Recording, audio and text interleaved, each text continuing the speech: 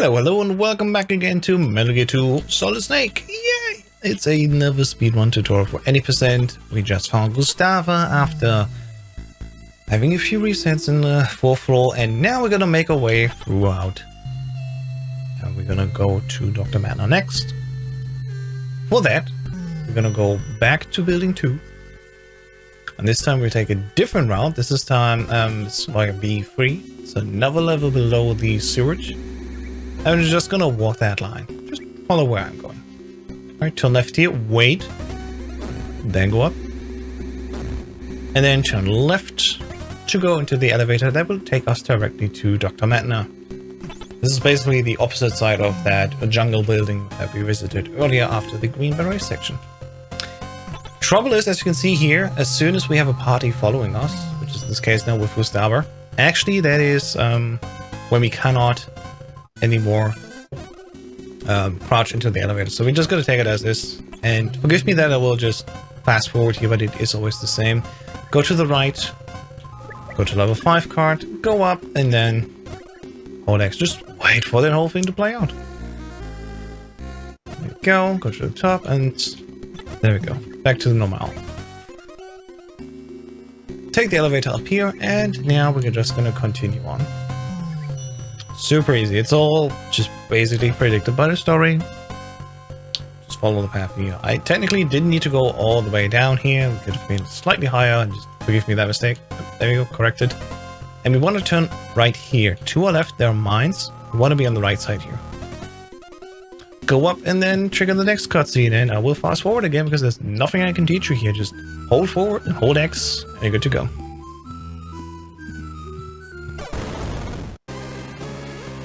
This is where we get the Brooch and the level 6 card. And there we go. Now we're back again. Go down. Go back down to the right side. And we want to be at the bottom here. Like basically on the level of these boxes. Go left and enter the truck. We want to grab all of these mines. We need all of these mines. Now we have 16. Go down, level 6 card, and enter the next map. Because we have to go all the way back now to building 1. There's a constant back and forth in this game. We have to get the glider. Though before we can get to the glider, we have to make our way through this little maze here. This time though, we're going to exit early, go back to the level 4 card by going up 2 points. And we're just going to walk down south. Once again, just keep holding down. And there we go. Now we want to be on this right side here. What's that noise? Well, that's me. Punch the guard, get him out of our way. Now this one sadly saw us already. It's fine though, like literally doesn't matter. Go to the bottom here.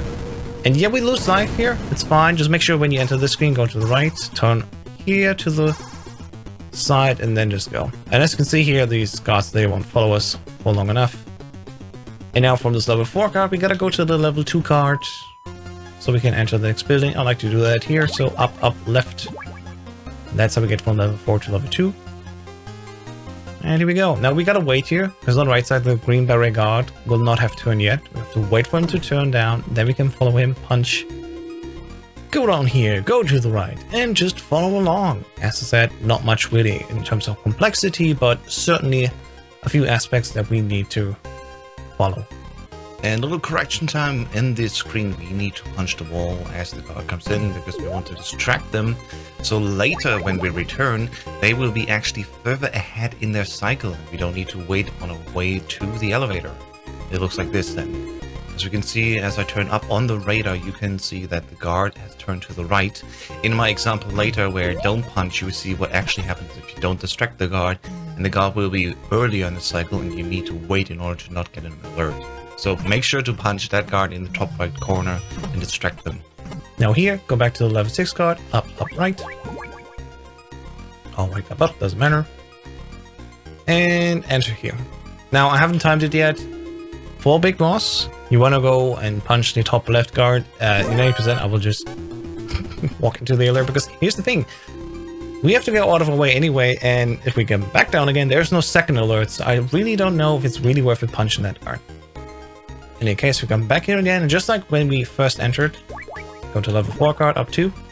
We want to enter the central elevator. So we go up here, and we have to wait for this guard here to turn right. So Elsie would see us, we go here, we're gonna punch this wall to distract that guard. We'll just wait there and stand, and now we're gonna enter this elevator. Once again, we're gonna take it up to the 4th floor, and we're gonna do the whole thing again that we just did when we first met Gustava. Now, you already have got my explanation in a different video. Nothing changes, right? Literally nothing changes for the second visit. We only go there again so we can actually freeze the Brooch. So hopefully I can make it possible. I can see... Sadly not. Okay. As I explained it earlier, how you can do this without an alert, I think it's fine that we just have an alert version here. So just follow along. There will always be a guard seeing us on the next screen. And as we can see, this is why it costs us time when we are in alert, right? This is why we don't want to be in alert state. So, as we can see, just go down here, enter this door with the level 1 card, and then immediately as we are in here, there we go, there's no alert.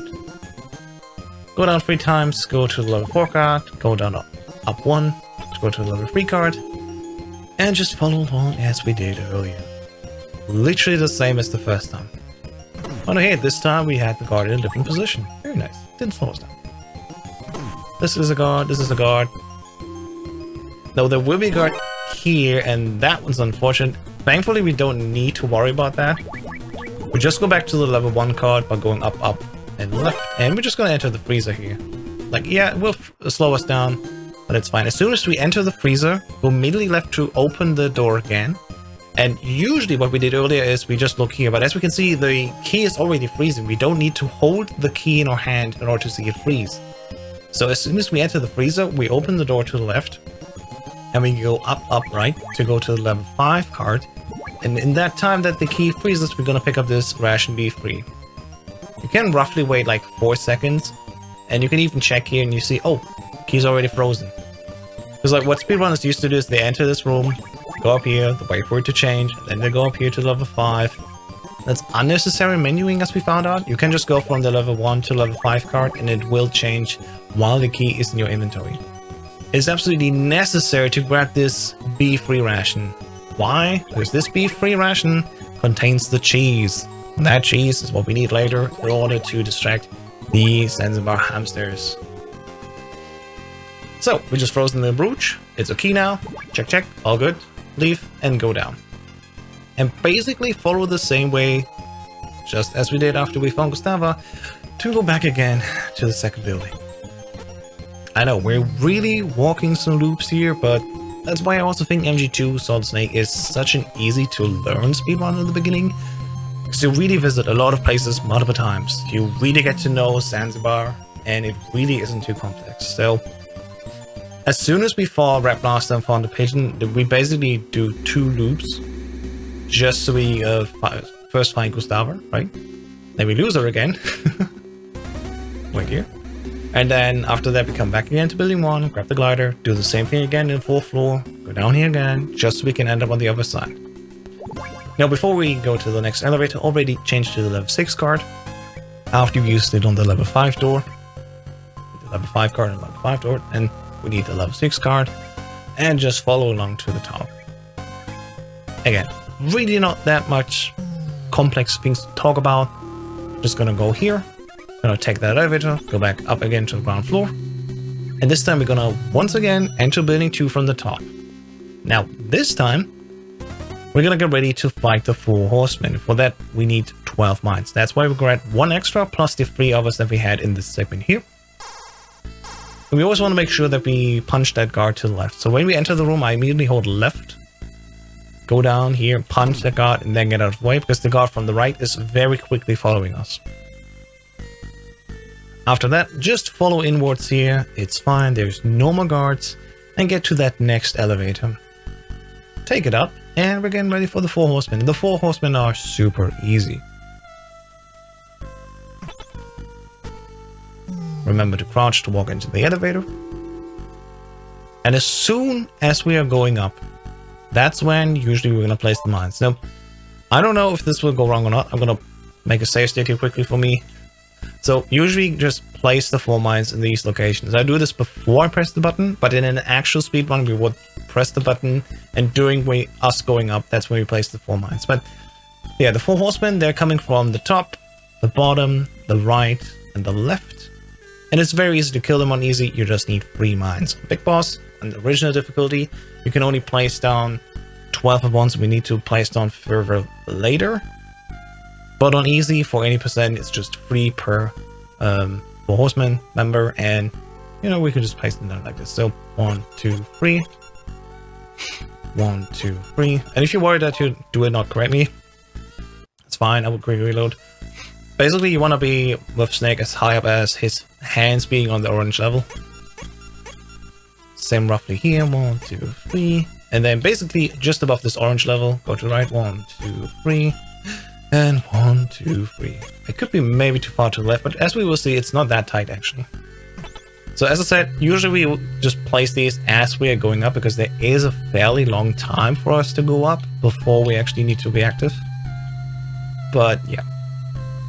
Usually take the elevator up, during that ride up, that's where we're going to place the mines, and then we're going to wait here in the top left corner. Smells like chatty, chatty, chatty, chatty, and as we wait, the bottom and the right one will start falling down. As soon as the right one starts his first jump, that's where we're going to wait here. The left one will be the first to die, and then as soon as the third one starts to jump, that's when I walk up, because I want to be where the card level 7 will be. So as soon as the upper 4 Horsemen dies, I want to go up, because I want to be where the card spawns, and I can immediately take the elevator down. Now after the fight, just return back to the outer circle, because we're going to take the outer circle elevator, the only one that we haven't taken yet. Wait with your item and weapon change until you're inside the elevator and press the button up. Just go L2 down 1, R2 up 1, R2 to do it very quickly, because we want to go to the level 7 card and we want to go to the plastic explosives. From here on out, we see you in the next video.